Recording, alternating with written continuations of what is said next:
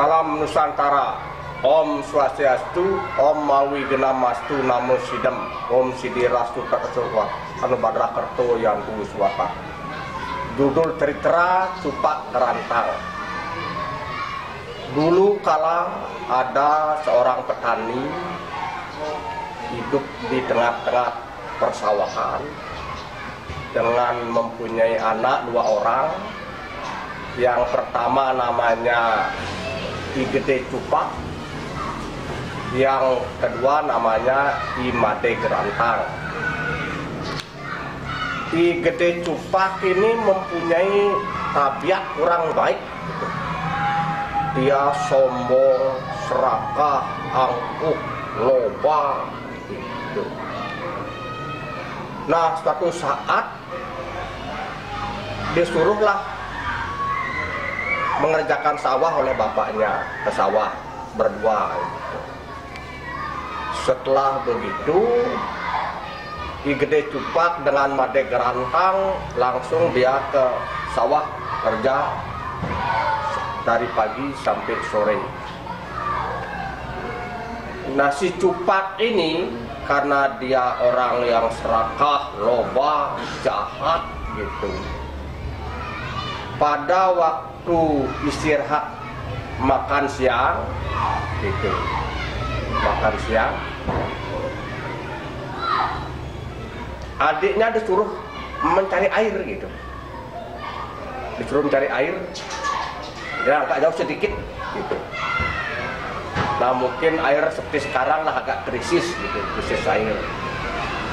Nah, setelah begitu adiknya berjalan, si Gede Cupak ini dia makan sendiri. Apa itunya, bekalnya itu gitu loh, dimakan sendiri, dia makan sendiri, dihabisi gitu. Setelah begitu, setelah habis makan, akhirnya bekas-bekas dedaunan itu dirobek-robek gitu. Nah, setelah begitu dia tidur karena kenyang, perutnya kan tidur dia ngorok lagi,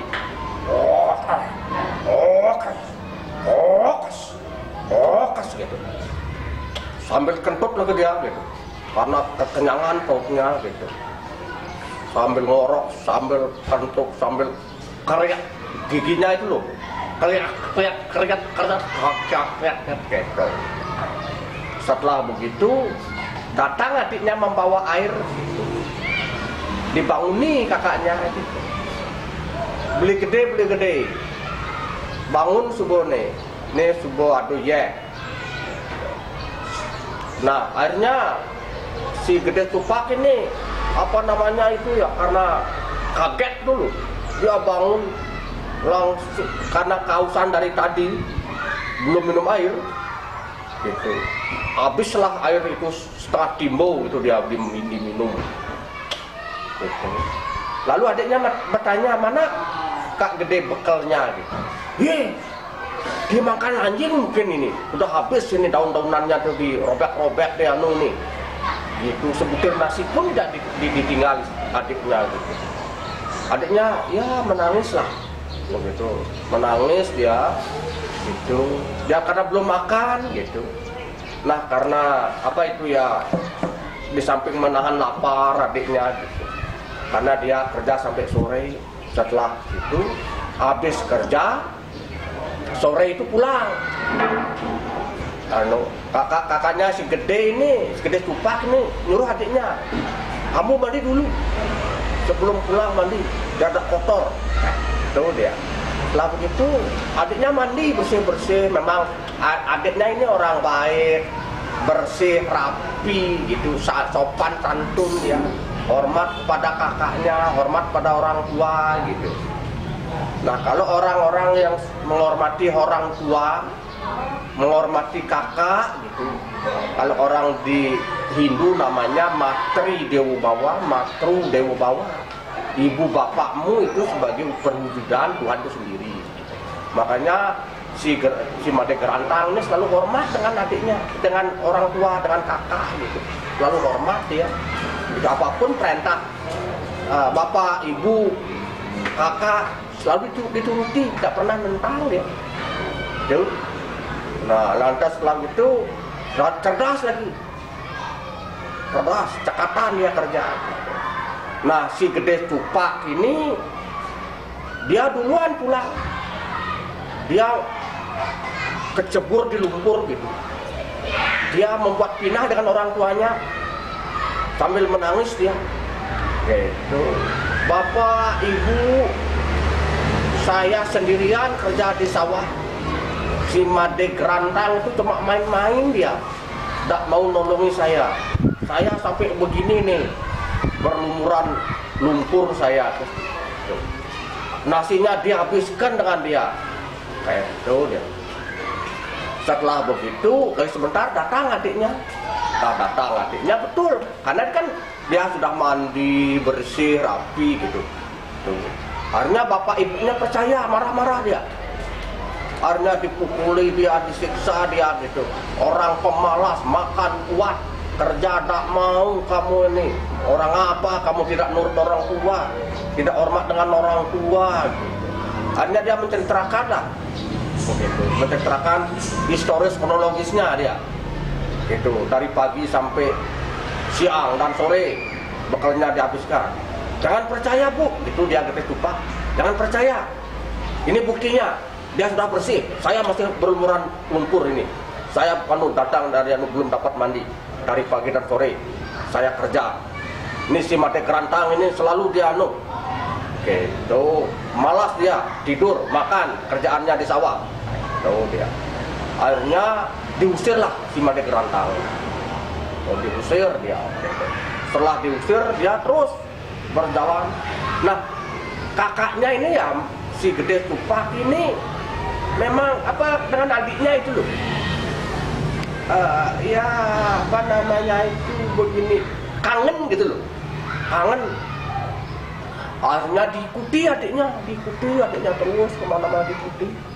Nah sampailah tiba di salah satu negara gitu. Di negara sana dalam keadaan ngeri, kacau gitu. Karena apa? Karena dikalahkan dengan burung besar, burung Garuda. Sampai masyarakat di sana itu kalau keluar itu tidak berani sendiri, dia bergrup gitu, pakai gede gitu loh, pakai payung dia gitu. Kalau dilihat dengan burung besar itu bisa disambar. Akhirnya ada utusan gitu, nanya itulah dua orang tadi, kok orang baru-baru ini siapa anda gitu. Saya Gede Tupak dengan angkuh, oh saya namanya Gede Tupak yang terkenal dan apa itu sakti mandaraguna saya. Tahu dia. Saya tidak kok di sini keadaan sepi begini. Bagaimana keadaan masyarakat di sini? Dibilangilah. Oh, masyarakat di sini Pak ngeri karena di sini dikalahkan dengan burung besar. Gitu, dikalahkan namanya Garuda gitu. Ya, kok bisa dikalahkan dengan Garuda? Saya di rumah, saya sering-sering mepes Garuda gitu. Dia dikirain Garuda itu apa istilah itu seperti apa itu makhluk yang bisa dimasak gitu. Gitu. Lantas setelah begitu, nanti saya yang bunuh itu. Masa Bapak berani gitu? Ya, buktikan nanti. Setelah begitu, memang dia punya akal dia. Gitu. Dia punya dia bikin lubang besar. Lubang besar. Akhirnya di pinggir-pinggir lubang itu dia naruh apa namanya itu yang runcing-runcing keris, apa yang tajam-tajam itu, tajam-tajam. Setelah begitu dia keluar, ada burung Garuda itu terbang. Dia oh sini perang, sini. Karena burung Garuda itu kelaparan, dilihat ada orang yang ini gitu, akhirnya disambar dengan tidak berpikir panjang, wah, dia lari ke lubang dia, si Gede Tupak ini, sembunyi. Nah, burung Garuda tuh karena kena anu dia, kan tidak bisa mengepakkan sayapnya. Lah. Begitu, akhirnya mati dia gitu, kan gitu tidak bisa anu. Nah makanya si Gede Tupak ini dia dinobatkan jadinya jadi raja. Nah setelah begitu karena adiknya nih itu kan belum dapat jodoh ya. Setelah begitu dia langsung buat jalan lagi gitu. Tahu-tahu kakaknya juga ikut gitu, mengikuti kakaknya. Begitu, lantas setelah itu ada sebuah kerajaan negeri gitu. Yang anaknya diculik oleh raksasa, anaknya gitu. Setelah diculik raksasa, dia membuat sayembara. Siapapun yang bisa membunuh raksasa tersebut, dan saya akan jadikan mantu, saya nobatkan jadi raja. Akhirnya didengarlah dengan ini si Gede Tupak dengan adiknya.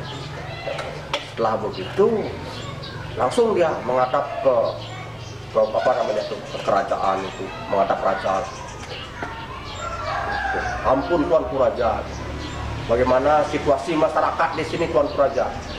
Raja sudah menyampaikan itu, karena di sini anak saya diculik oleh seorang raksasa yang sangat kejam dan bengis. Dan siapapun yang mampu membunuh raksasa tersebut, saya akan menobatkan menjadi raja dan saya jadi mantu. Oh saya siap. Saya. Gede Tupak ini sombong.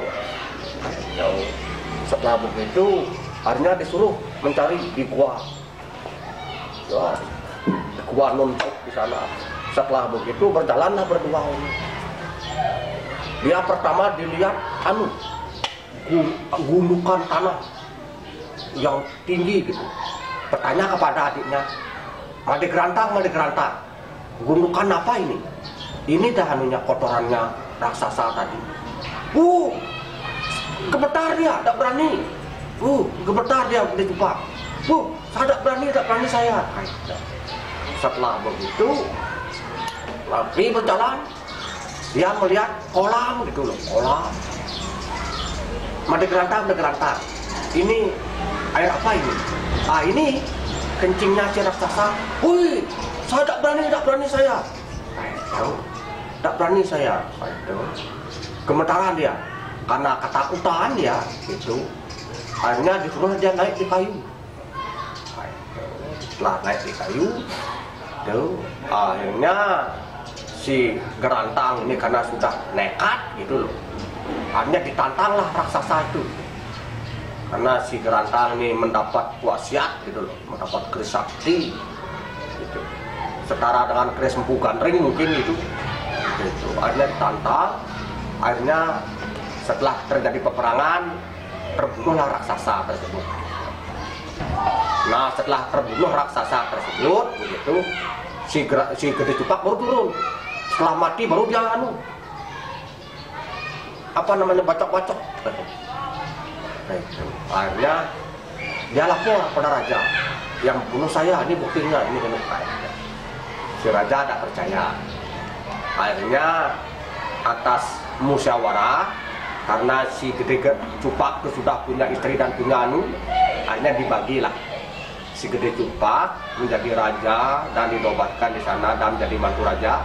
Si Made Gerantang ini juga menjadi raja di salah satu negeri. Sekian sekilas cerita kami dari Debu Nusantara. Terima kasih. Om Santi Om.